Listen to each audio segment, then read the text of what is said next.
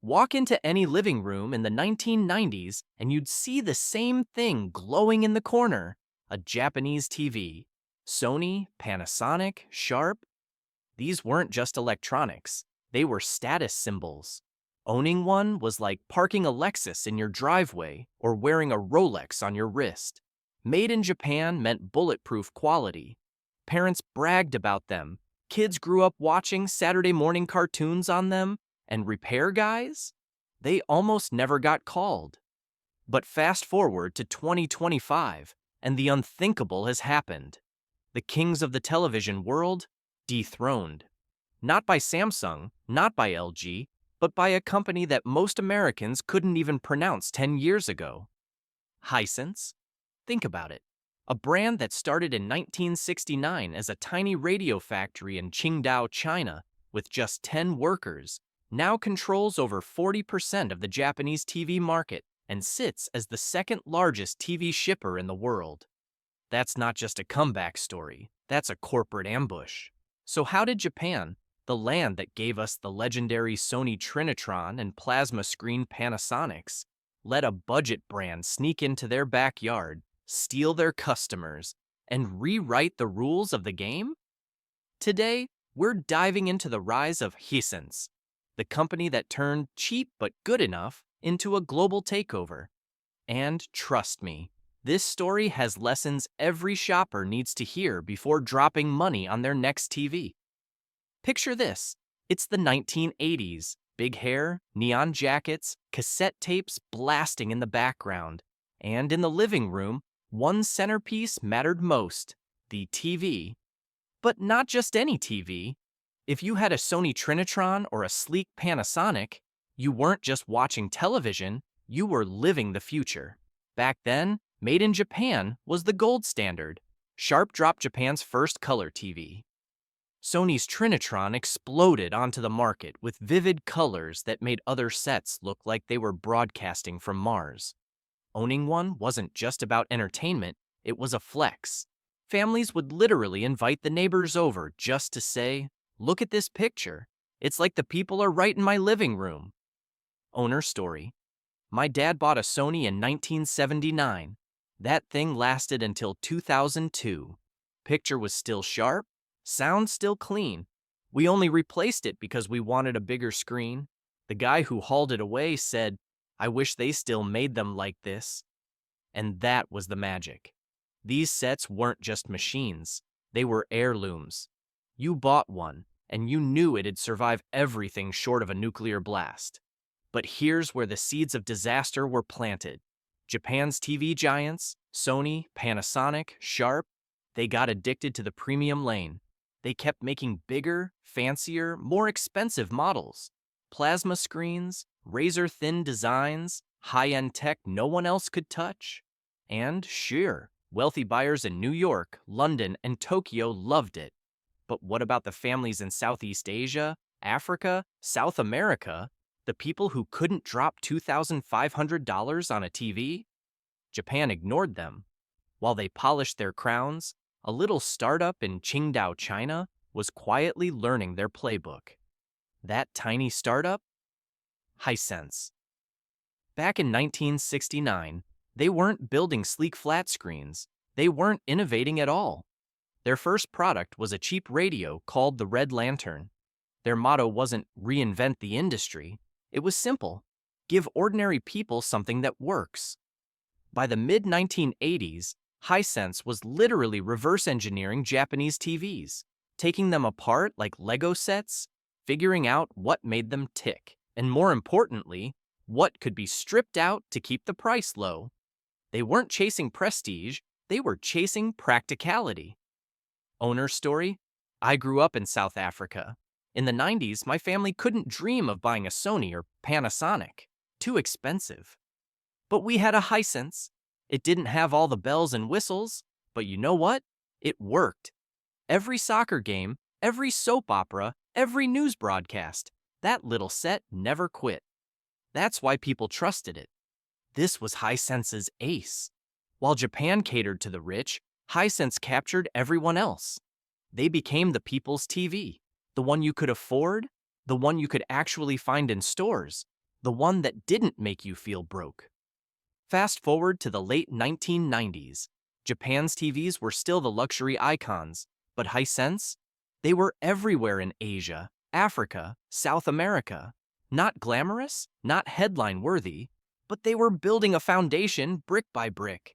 And then came the 2008 financial crash. That's the moment the entire TV market flipped upside down. The year is 2008. Wall Street is melting down. Gas prices are spiking. People are losing jobs faster than Blockbuster lost customers to Netflix. Suddenly, that $2,500 plasma TV from Panasonic? Yeah, it's not on anyone's shopping list anymore. Families didn't want luxury anymore. They wanted survival. Instead of chasing the best picture in history, people started asking, what can I actually afford without skipping rent? And here's where Japan dropped the ball. Sony kept pushing high-definition bragging rights. Panasonic doubled down on plasma screens, those giant glowing monsters that guzzled electricity and cost a fortune. Sharp rolled out slim designs that looked gorgeous and emptied wallets. Meanwhile, Hisense saw the shift. They weren't trying to impress critics at tech expos.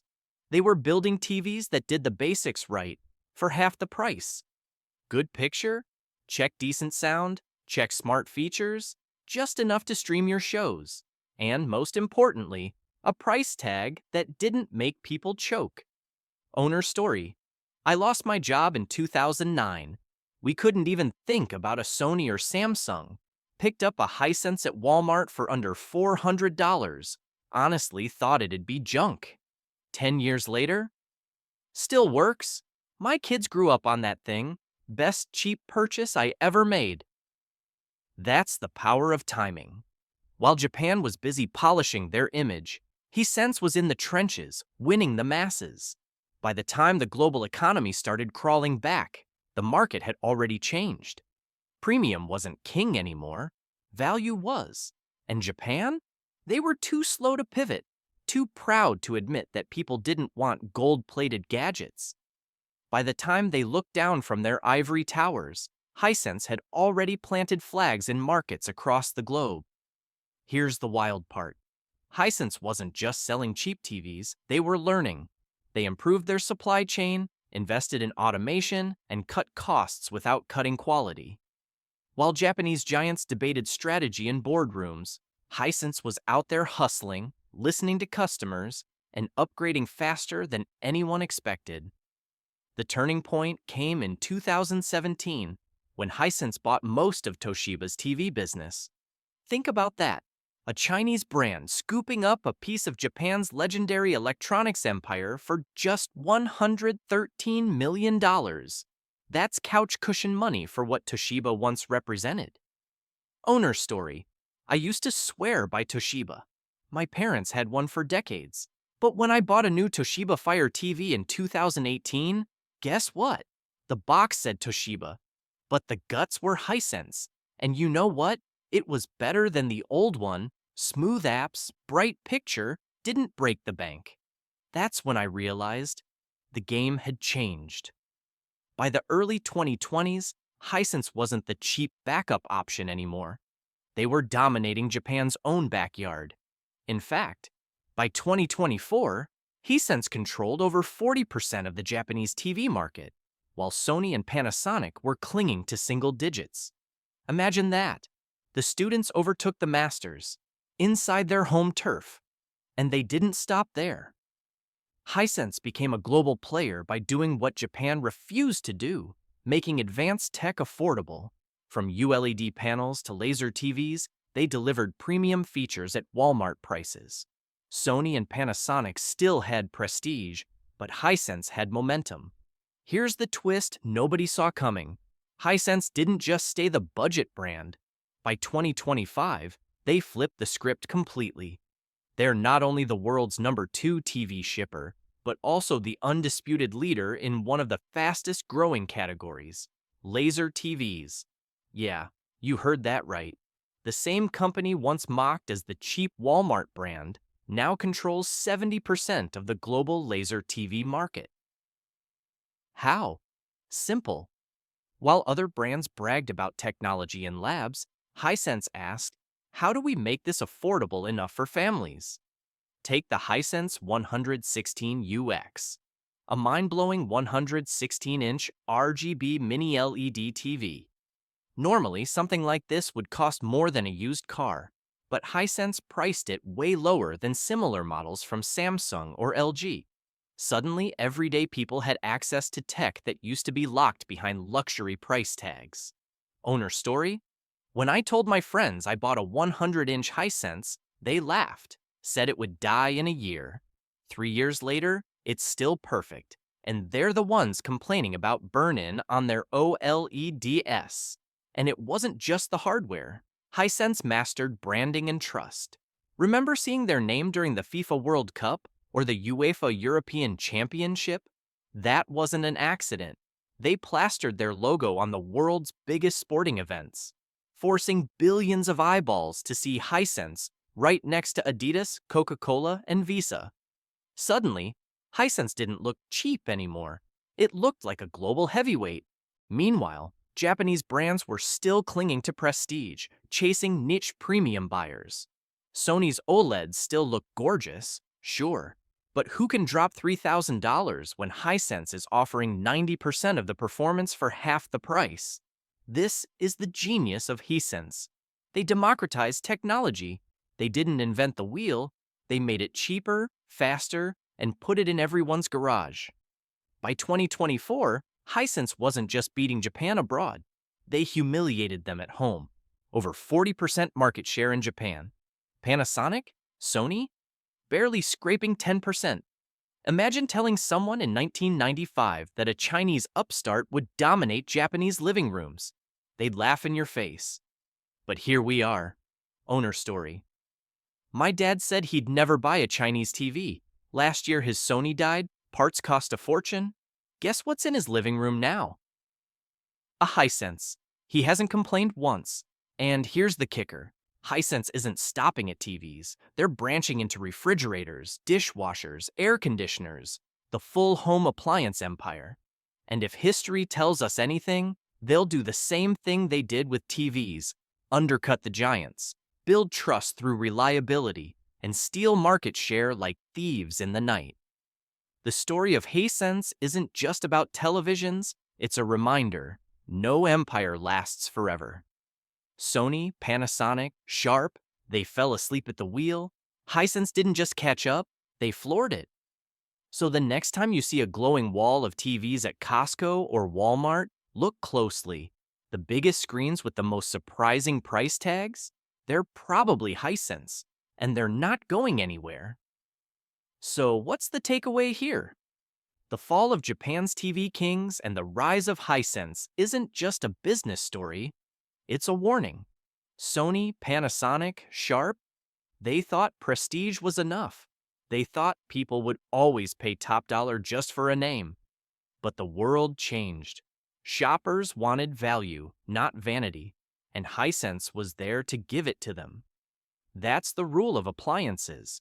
Whether it's TVs, fridges, or washers, brands that adapt win, brands that ignore you lose. Hisense started as the underdog, the cheap option people mocked. Today, they're running the show. And if history repeats, the next disruptor is already out there, quietly reverse engineering someone else's empire. So before you spend your hard-earned money on that shiny appliance in the showroom, ask yourself, is this brand adapting to me, or just charging me extra for their ego? Because in 2025, the real power isn't in flashy logos or billion-dollar marketing campaigns. The real power is in spending smart, and that's exactly why we're here. If you got value from this breakdown, smash that like button, drop a comment with your own appliance horror story, and subscribe to Frugal CHOISE. We'll keep exposing the hype, the traps, and the truths the big brands don't want you to know, so you spend less, get more, and never end up with a $7,000 paperweight in your kitchen. Because at Frugal CHOISE, we believe this: smart spending starts with asking better questions.